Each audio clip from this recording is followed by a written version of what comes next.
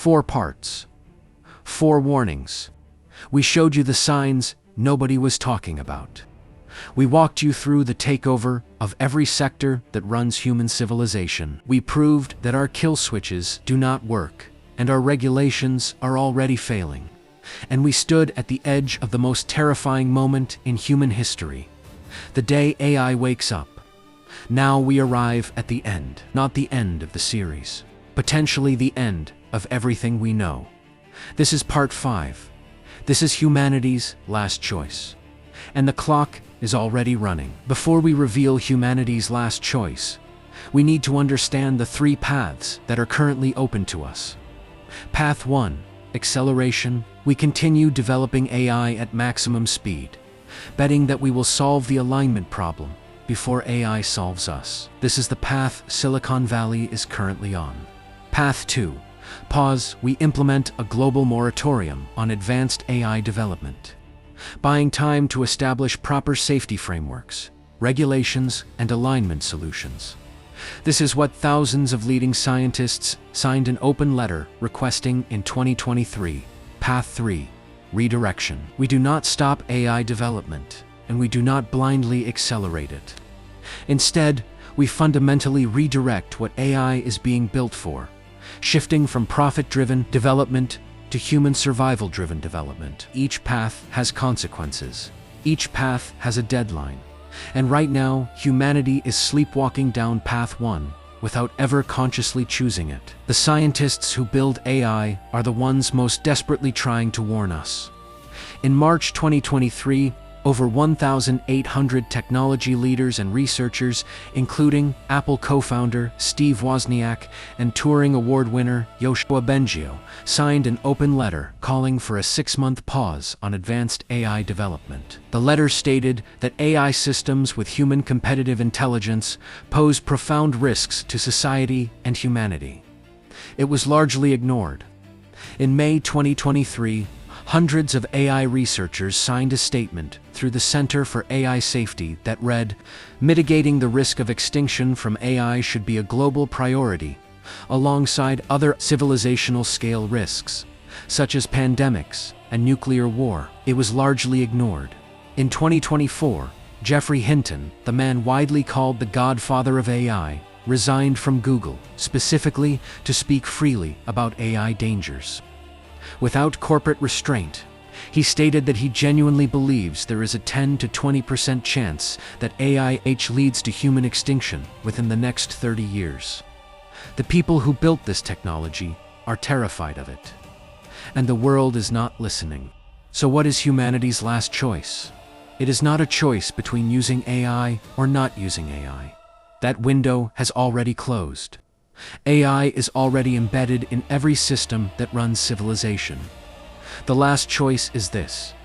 Do we demand that the development of AI becomes a public, democratic, globally coordinated effort governed by human survival values? Or do we allow it to remain a private, competitive, profit-driven race, governed by quarterly earnings reports? Right now, the most consequential technology in human history is being developed by a handful of private corporations answerable to their shareholders, not to humanity. The decisions about how fast to go, how safe to be, what values to embed in these systems, these decisions are being made in boardrooms, not parliaments, by CEOs, not by the people whose lives will be transformed or ended by the results. Humanity's last choice is simply this. Do we choose to be present for the decisions that will determine our future? Or do we leave the room and let someone else decide for us? Here is where most videos about AI danger end. They show you the problem, terrify you completely, then leave you feeling helpless. We are not going to do that, because the truth is, individual action matters more in this moment than at almost any other point in human history. Here is what you can do right now. First, become informed. Understanding AI is no longer optional for a functioning citizen. The decisions being made about this technology will affect every aspect of your life. Second, demand transparency. Contact your elected representatives and demand that AI development decisions require public oversight. Third, support AI safety research. Organizations like the Center for AI Safety, the Future of Life Institute, and the Machine Intelligence Research Institute are doing critical work that needs public support. Fourth, talk about this. The biggest advantage that unchecked AI development currently has is public ignorance. Every conversation you have about this topic narrows that advantage. Fifth, vote for AI literacy. Support political candidates who understand AI and take safety seriously. Your vote on this issue may be the most consequential vote you ever cast. Here is the truth that we want to leave you with. And this truth is different from everything we have told you across the previous 4 parts. Because everything before this moment was a warning. This is something else. This is hope. AI is not the villain of this story. It never was. Not in part 1, not in part 2, not in part 3, not even on the day it wakes up in part 4. The technology itself is neither good nor evil. It has no agenda. It has no hatred. It has no desire to destroy us. It is a mirror, the most powerful mirror ever created by human hands. And like every mirror, it reflects the values, the priorities, and the choices of the people who build it, and the societies that govern it. Think about what that means. Every AI system that has ever frightened you, every job it replaced, every decision it made without human input, every weapon it powered.